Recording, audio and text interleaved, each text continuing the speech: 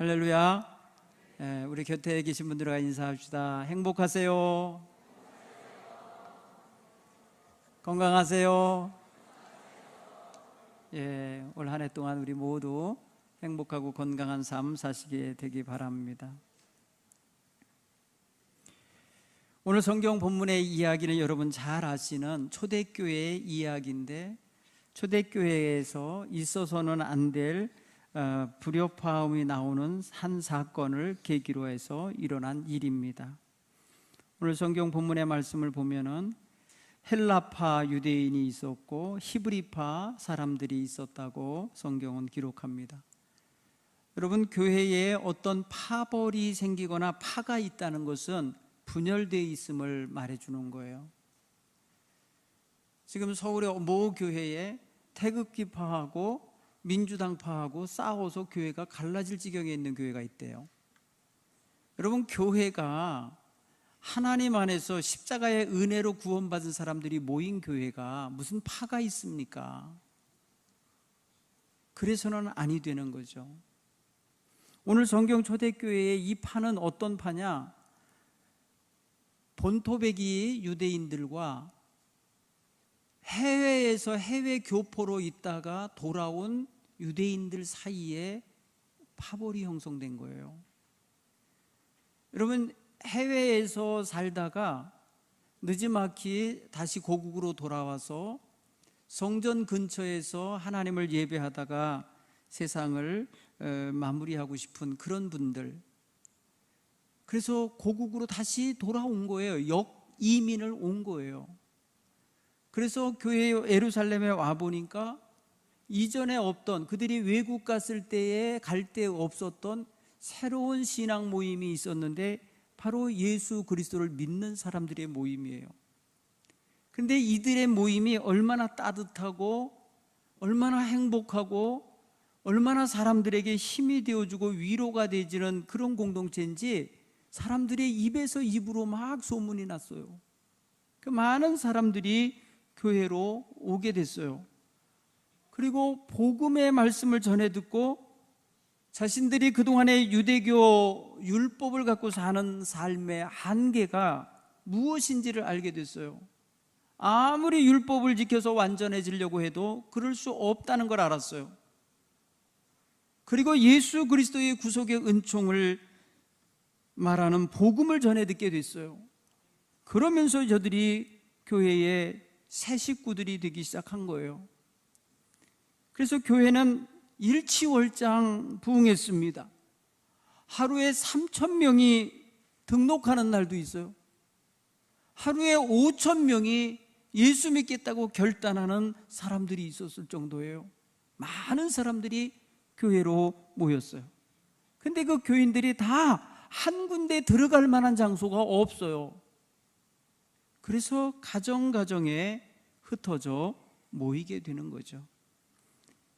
그리고 마가 다락방을 중심으로 이제 사도들이 전하는 말씀을 듣기 위해서 모이는 경우가 많았는데, 그 가운데는 믿음이 아주 특심하고 귀한 믿음을 가진 사람들은 자기들의 소유를 팔아서, 여기 모여온 사람들, 해외에서 들어온 사람들, 가난한 사람들, 나그네 된 사람들을 먹이게 됐어요.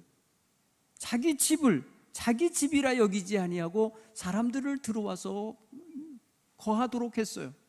모임을 갖는 장소로 제공도 했어요. 이렇게 희생적으로 자기를 내어주는 사람들이 많이 생기게 됐어요. 그래서 그 많은 사람들이 다 돌봄을 받고 함께 연합을 할 수 있는 여건이 된 거예요. 그런데 어느 날 사도들이 실수를 한 것 같아요. 이들은 언어가 안 통했던 것 같아요. 자, 몇 월 며칠 어디서 식사합니다. 몇 월 며칠 몇 시에 어디로 모이세요. 이렇게 해갖고 광고를 했을 텐데, 그만 히브리파 본토배기에 있는 홀로 사는 여인들만 모임을 갖고 외국에서 돌아온 사람들이 그 모임에 참여를 못했어요. 밥 먹는다고 했는데 함께 못 모인 거예요. 나중에 그게 서운한 거예요. 왜 함께 밥을 먹어야지 니네들만 먹었냐 이거예요. 왜 너희들 말 통하는 사람끼리만 모여갖고 이렇게 먹었냐 이거죠. 그러니까 외국에서부터 왔던 사람들이 서운함이 들은 거예요. 그래서 불평하고 원망하고 교회에 어지러운 갈등이 일어나게 된 거예요. 사실 교회는 이걸 의도한 게 아닐 거예요. 한번 싸움 좀 한번 붙여보자 해가지고 누구는 밥 사주고 누구는 안 사주고 이런 게 아닌 거예요. 그날 아마 사도들이 무슨 실수를 했든지 전달이 안 된 거예요. 제가 오늘도 점심 먹고 나서 이렇게 올라오는데 목사님 오늘 신천 임원 모인다는데 저는 연락을 못 받았어요 라는 소식이 들었어요. 그럴 리가 있냐고 제가 그러고 말았는데, 여러분 딴 사람은 연락 받았는데 나를 못 받으면 서운하죠. 아쉽죠. 속상하죠. 그런데 여러분 교회는 의도한 게 아니었을 거예요. 그때도 콩 한 쪽도 나눠 먹어야 될 사랑의 공동체가 누구는 주고 누구는 안 주고 의도했겠습니까? 그런데 성도들은 곡해하고 오해하고 불평하고 원망하는 요소로 삼은 거예요.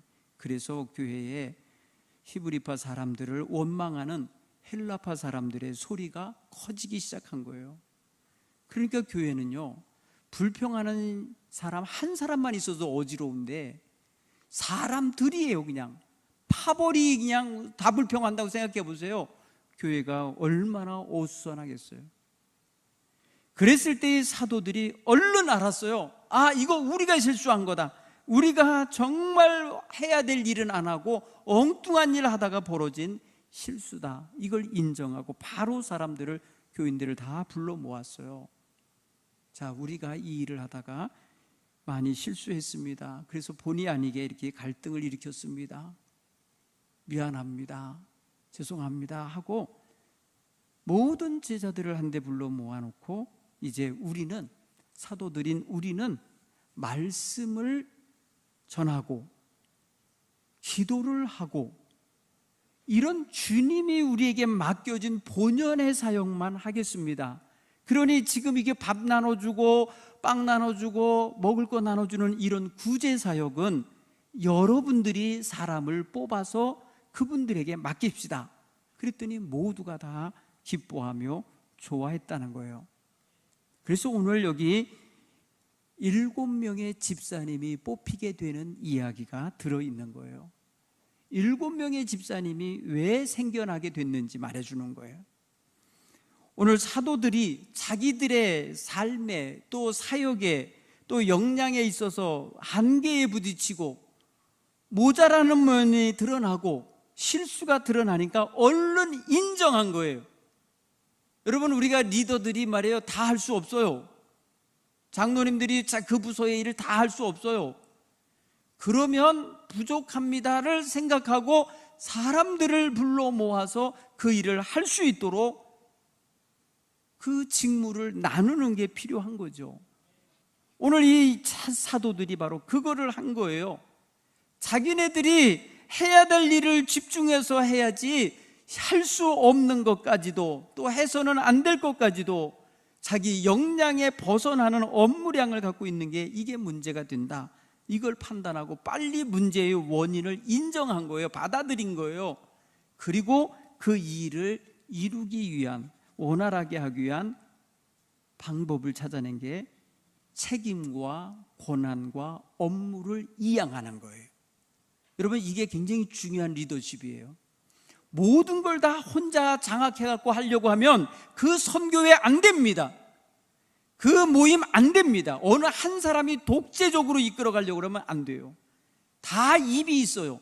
다 말할 수 있는 입이 있기 때문에 안 되는 거예요. 자기 역량이 그만큼 되지도 않잖아요, 사실은. 에? 자기 역량이 크지 않다는 걸 알면 겸손하게 다른 사람과 함께 나누어서 일을 하고 싶은 마음을 가져야 돼요.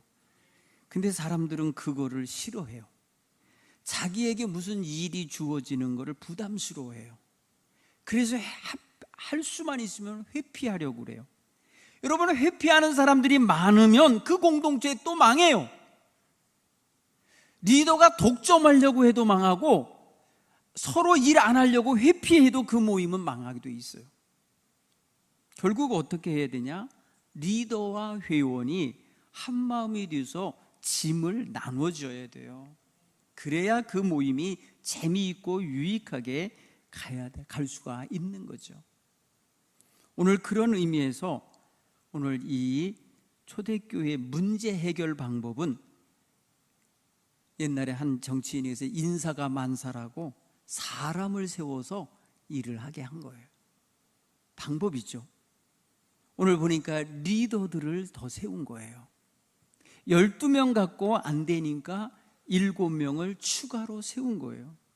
그리고 7명에게는 그들만의 사역으로 이 구제 사역을 맡긴 거예요.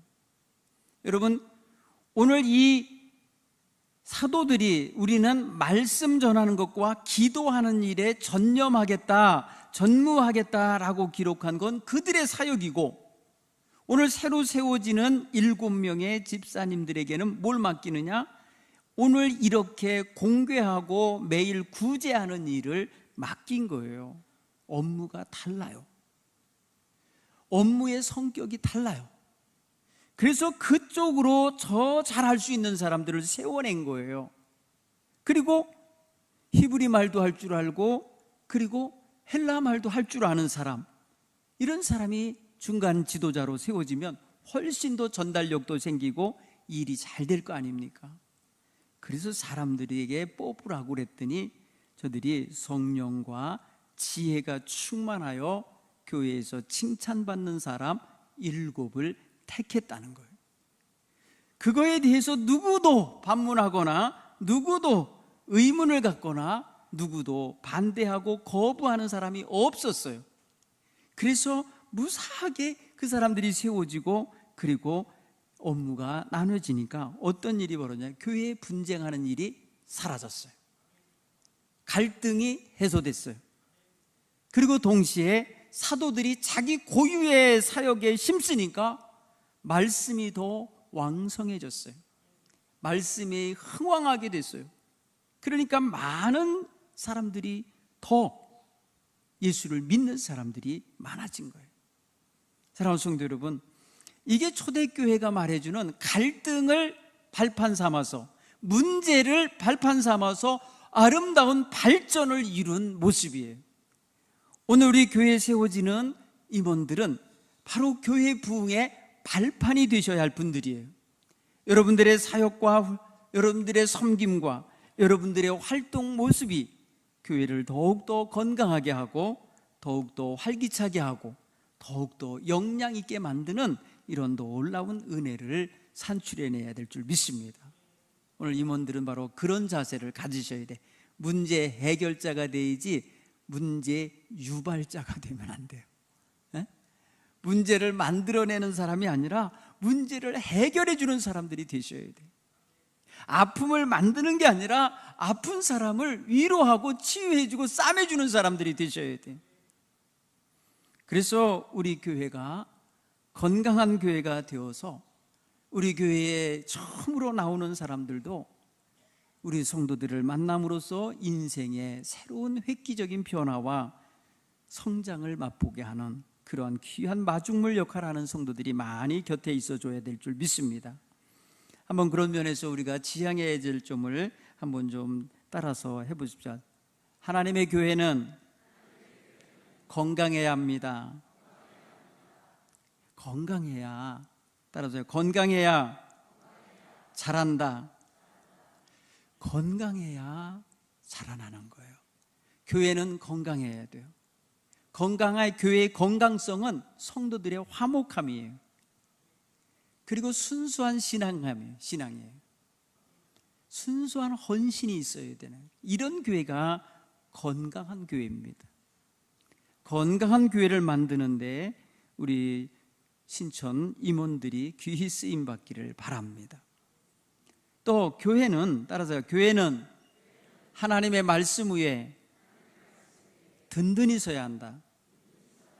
교회가 지향해가는 모든 선은, 모든 길은 하나님 말씀을 따라가는 거예요.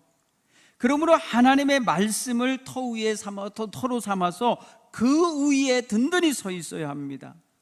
자기 체험이나 자기 개인적인 어떤 그런 지식이나 경험이 앞서가 버리면 그거 문제가 생겨요. 독선이 생겨나고요, 독주하는 모습이 나타나게 돼 있어요. 그러나 하나님의 말씀의 터 위에서 하면 불화가 일어나지 않습니다. 하나님의 말씀이 불화를 조정하지 않아요. 하나님의 말씀은 결코 갈등을 유발하지 않아요. 하나님의 말씀은 교회가 먹어야 할 양식이고 교회가 지향해야 될 방향을 제시하는 방향타이기 때문에 결코 하나님 말씀 때문에 문제가 생기지 않아요.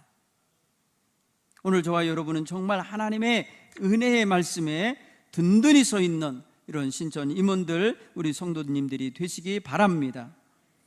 교회의 문제는 하나님 문제가 아니에요. 교회에 모인 사람들의 문제가 돼요. 그러니까 인간관계 문제 잘 풀어나가셔야 돼요. 세상적이고 물질적인 것들이 교회에서 주관이 돼버리면 그게 문제가 돼요. 오늘 빵 문제 때문에 문제가 된 거예요. 빵 나눠 먹는 것 때문에 갈등이 생긴 거예요. 이게 복음 때문에 문제가 생긴 게 아니에요. 그런 면에서 생각할 때 우리는 모든 것에 행할 때 있어서 하나님의 말씀 위에 굳건히 섰다면 인간관계도 잘 맺어가시고 이러한 물질적인 것, 세속적인 가치관이 교회를 휘접지 못하도록 막아내셔야 할 줄 믿습니다. 또한 우리 신천 임원들은 항상 기도 생활을 바탕에 두시기 바랍니다. 기도하셔야 문제가 가라앉아요. 아픔이 치유돼요. 기도하시기 바랍니다. 기도가 뒷받침되어지는 사역을 하셔야 돼요. 일은 할 줄 알고 사역은 할 줄 아는데 기도할 줄을 모르니까 자꾸 문제를 유발하는 거예요. 열심히 하려고 하는 것 때문에. 여러분, 열심도 기도하는 성도에게는요, 열심도 조정하게 만들어요. 네. 혼자서 열심히 했다가 딴 사람 다 떨어지면 어떻게 해? 함께 묶어가려면요, 하나님 앞에 그 자기와 함께 일하는 사람들을 소중히 여기는 마음, 또 존경하는 마음, 연합하는 마음을 가지고 축복하셔야 돼요. 그러려면 기도하는 이런 깊은 영성을 가지고 자기 곁에 함께 해준 일꾼들이 된 많은 성도들을 위해서 자기 것을 자기가 오라도 조금 늦추면서 갈 줄 알아야 돼요. 오늘 우리 권사님들 그 어느 해보다도 많이 한 번에 동기 권사님 18명이 생겼어요. 우리 이 2024년에 임명받으시는 우리 권사님들, 또 두 분 집사님, 정말 기도 생활을 항상 중심에 두고 살기 바랍니다. 끝으로 우리 임원들은 한번 따라해볼까요? 각각의 은사를 개발하고 활용해야 한다. 여러분, 각자마다 잘하는 거 있잖아요. 각자 잘하는 분야에서 사역을 잘 하시기 바랍니다. 자기의 사역을 감당할 때에 우리는 이 은사라고 하는 것은 펑션으로 주신 거예요. 기능으로 주신 거예요. 그런데 우리가 모두 다 교회 안에서는 같은 신분이에요.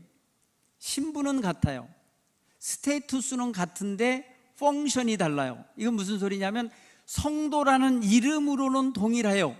하나님의 자녀라고 하는 사실에서 동일해요. 하나님의 백성이라고 하는 차원에서는 똑같이 수평적이에요. 그런데 기능에 있어서는 다를 수 있어요. 어느 사람은 찬양을 잘하는 사람이 있어요. 어느 사람은 가르치기를 잘하는 사람이 있어요. 어느 사람은 정말 남 보이지 않는 데서 봉사와 헌신하는 걸 잘하는 사람이 있어요.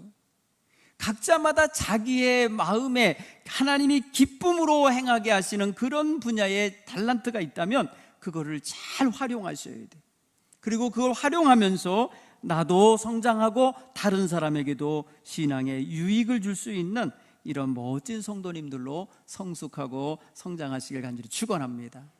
권사님은 특별히 성경에는 권사라는 직분을 지목해 놓은 적은 없어요. 그런데 감독과 장로와 집사라는 직분이 있고요. 그 다음에 특별히 중간 지도자로 있는 게 이 권하는 자, 권고하는 자라는 사실이 있어요. 그런 역할을 하는 사람, 바나바라는 사람이 있어요. 바나바 같은 사람. 이 사람 아주 훌륭한 신앙이네요. 사도도 아니고, 그리고 또 교회에 다른 어떤 집사도 아니었어요, 이 사람. 그런데 놀랍게도 초대교회는 이 바나바라는 사람을 권위자, 권면자, 후원자라고 하는 단어로 쓰는데 파라클레토스라는 단어를 썼어요. 위안자, 바로 권사님들의 역할이에요. 곁에 가셔서 곁에서 말해주며, 곁에서 돌봐주며, 곁에서 후원해주는 역할을 하는 게 권사님이에요. 그래서 권사님들의 역할이 잘 이루어지는 교회는 따뜻해요. 네, 따뜻합니다. 우리 교회에 새로 생길 수 있는 이 권사님들 따뜻한 가슴을 갖고 섬기는 일에 앞장서시길 간절히 축원합니다. 그래서 다른 사람들에게 정말 열심히 신앙생활하는 재미가 뭔지도 느끼게 해줄 수 있어야 돼요. 전달해 줄 수 있는 그런 귀한 우리 교회 일꾼들이 다 되시기를 간절히 축원합니다. 기도하겠습니다.